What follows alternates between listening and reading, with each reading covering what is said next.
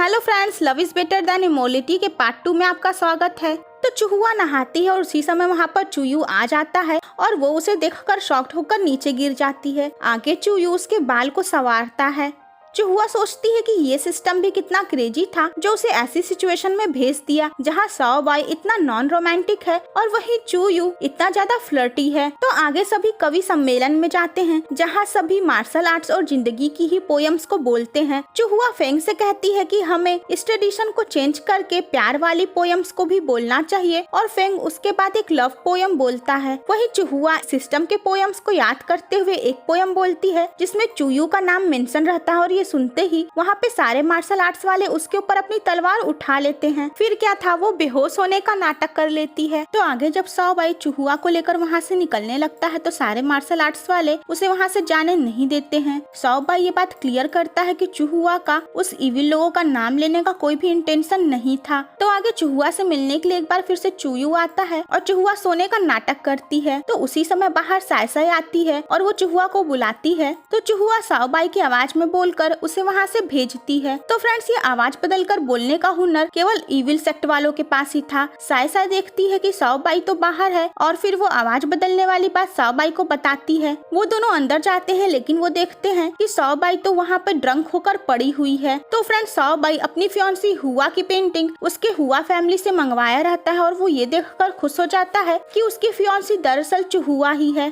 तो Sao by खुश होकर चूहुआ के साथ रात में घूमने निकल जाता है। तो साय को अब चूहुआ के ऊपर शक हो गया रहता है। वो इस बारे में अपने डैड को बताती है और फिर आगे वो चूहुआ को अपने डैड के पास ले जाती है जो उसे किडनैप करवा के फूलू को देते हैं। जो आदमी चूहुआ को पकड़ा रहता है उसे चूहुआ तरह तरह की धमकी देती है कि तुम मेरे भाई को जानते नहीं हो, वो बहुत ही क्रूर है और लोगों की आंखें निकाल लेता है। और चूहुआ को कोई आइडिया नहीं होता है कि वो उसी के बारे में उससे ही बात कर रही है क्योंकि नकाब के पीछे तो चूयू ही होता है। तो फोलो और साय के डैड में फाइटिंग होने लगती है और फोलो उन सबको हरा देता है। तभी चूयू भी सामने आ जाता है। चूहुआ उसे देखकर खुश होकर उसे अपना भाई बुलाती है लेकिन वो चूहुआ को वहीं अकेला छोड़कर वहाँ से चला जाता है। वो चूहुआ और साथ ही साय को भी किडनैप कर लेता है क्योंकि वो भी उसकी तलाश में वहाँ पहुँच गई रहती है। तो फूलू वही लॉन्जिविटी नट पाने के लिए चूहुआ को किडनैप किया था, वो उससे साओ बाई और चूयू के साथ उसके रिलेशन के बारे में पूछता है। वो उसे धमकाने के लिए उसका हाथ भी घायल कर देता है। तो आगे फिर वहाँ पर चूयू पहुँचता है और फ्रेंड्स, इससे ये बात पता चलती है कि चूयू इतना पावरफुल और इतना ज्यादा सातिर है कि वो हर जगह पहुंच जाता है बिना किसी के नोटिस के। चूहुआ रोते हुए उसके गले लगती है। चूयू से बताता है कि वो उसे अकेला छोड़कर इसलिए चला आया ताकि फूलों को उसकी कमजोरी का पता न चल पाए। वो उसका घायल हाथ ठीक कर देता है और उसे किस करके उसे हील भी कर देता है। और चूहुआ को ये बात थोड़ी अजीब लगने लगती है। चूयू उसे अपने साथ ले जाने के बजाय वहाँ से निकलने का रास्ता बताकर चला जाता है। तो चूहुआ जाकर फूलों की वाइफ से मिलती है जो कि बहुत ही काइंड बिहेवियर की रहती है। वो उससे बताती है कि वो और उसकी फ्रेंड यहाँ पर ट्रैप हैं और यहाँ से निकलना चाहती हैं। जिसके बाद फूलों की वाइफ उन दोनों को वहाँ से निकाल देती है। तो फ्रेंड्स, चूहुआ की यहाँ एक गलतफहमी खत्म होती है क्योंकि ये अफवाह रहती है कि फूलो एक मास्टर की वाइफ को जबरदस्ती उठाकर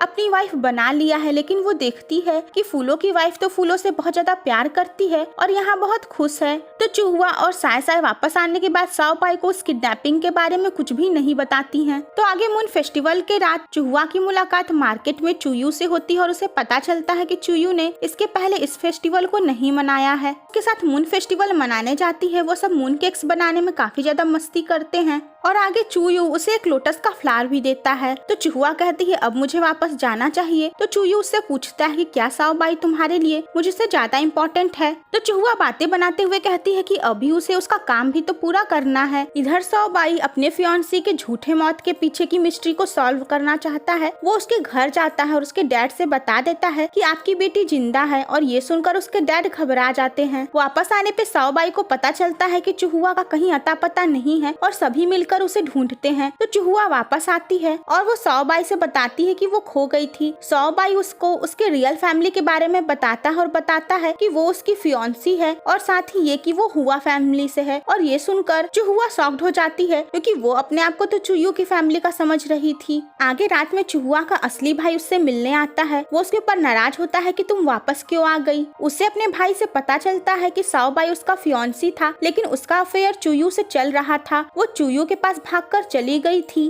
तो फैमिली वाले इस समाज के और अपनी जिंदगी के डर की वजह से उसके कमरे में आग लगाकर सबसे ये झूठ बोलती हैं कि वो मर चुकी है। चुहुआ के लिए बात पचानी मुश्किल होती है कि चुयू उसका लवर था, ना कि उसका भाई। तो चुहुआ का भाई एक बार फिर से उसे जलाकर मारने की कोशिश करता है, लेकिन राइट टाइम पर वहाँ लेडी ए आ जाती है और उसके भाई को मारकर चुहुआ को बचा लेती है। चुयू को सारी बात पता चल चुकी रहती है। वो जाता है चुहुआ के डैड के पास और वो उन्हें कन्विंस कर लेता है कि उनका बेटा कहीं बाहर गया है और तब तक वो उसे अपना बेटा बनने का नाटक करने दे, क्योंकि साओबाई ने उनके बेटे को नहीं देखा है। चुहुआ साओबाई के साथ हुआ फैमिली में आती है और वो वहाँ पर अपने भाई की जगह चुयू को देखकर शॉक्ड हो जाती है। चुयू भी वहाँ ड्रामा करने से बाज नहीं आता है और दिखाता है कि वो अपनी प्यारी बहना को कितना मिस कर रहा था। चुहुआ मन ही मन खूब गुस्साती है। साओबाई चुहुआ को उसकी फैमिली के पास ही छोड़कर चला जाता है और चुहुआ इस बात से दुखी होती है। तो आगे चुयू चुहुआ को 2 मैजिकल मोती दिखाता है जो हमेशा आपस में कनेक्टेड रहते हैं और मूनलाइट में चमकते हैं।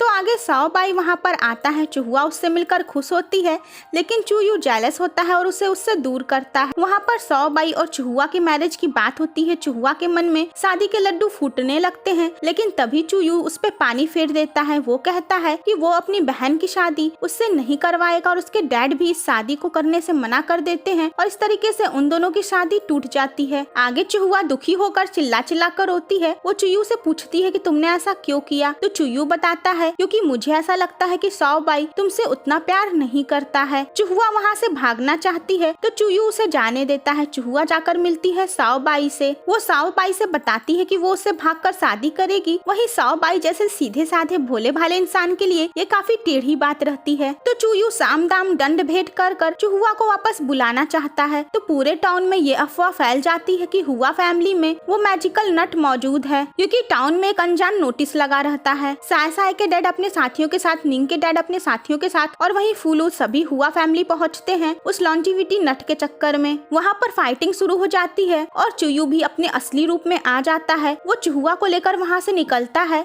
साओबाई उनके पीछे जाता है। वहाँ दोनों हीरो में जबरदस्त फाइटिंग होती है। फिर चुयू वहाँ से निकल जाता है। जब साओबाई और चुहुआ वहाँ से वापस आते हैं, वो देखते हैं कि पूरी हुआ फैमिली मर चुकी है। उसके बाद साओबाई चुहुआ को प्रोटेक्ट करने के लिए उसे वापस अपनी हवेली ले आता है। आगे जब चुयू चुहुआ से मिलने आता है तो चुहुआ दुखी होती है और कहती है कि तुम्हारी वजह से वो सारी फाइटिंग हुई थी और पूरी हुआ फैमिली मारी गई। वो कहती है कि मैं तुम्हें कभी माफ नहीं करूंगी। चुयू कहता है लेकिन मैंने तो उन्हें नहीं मारा। तो आगे साओबाई की तरफ से फेंग मैरिज प्रपोजल चुहुआ के पास लेकर जाता है और चुहुआ बहुत ज्यादा एक्साइटेड और खुश होती है, लेकिन वो फेंग को ये बात दिखाती नहीं है। चुहुआ सोचती है कि साओबाई उससे सच्चे प्यार की वजह से उसे शादी करे, ना कि उसके ऊपर तरस खाकर। वो चाहती है कि साओबाई उससे रोमांटिकली प्रपोज करे। आगे चुहुआ से एक बार फिर से चुयू मिलने आता है। वो उसे याद दिलाता है अपने डील के बारे में कि उसे साओबाई के उस मार्शल आर्ट टेक्निक्स को चुरा कर उसे देना होगा, तभी वो उसे जाने देगा। तो आगे फाइनली साओबाई चुहुआ, जो कि अब उसकी वाइफ होने वाली है, उसे अपनी मार्शल आर्ट की टेक्निक्स को दिखाता है जिसे वो मैजिकली सिक्योर कर रखा हुआ था। वो बताता है कि अब तुम यहाँ की मालकिन होने वाली हो तो तुम्हें भी ये याद करना होगा और चुहुआ को ऐसे याद करने में प्रॉब्लम हो सकती है, इसीलिए वो सब कुछ लिख कर चुहुआ को दे देता है। चुहुआ को बहुत ज्यादा बुरा लगता है कि उसे डेविल के लिए इसको चुराना होगा, लेकिन वो साओबाई को हर्ट नहीं करना चाहती है। तो फ्रेंड्स, इसका नेक्स्ट पार्ट देखना मत भूलिएगा।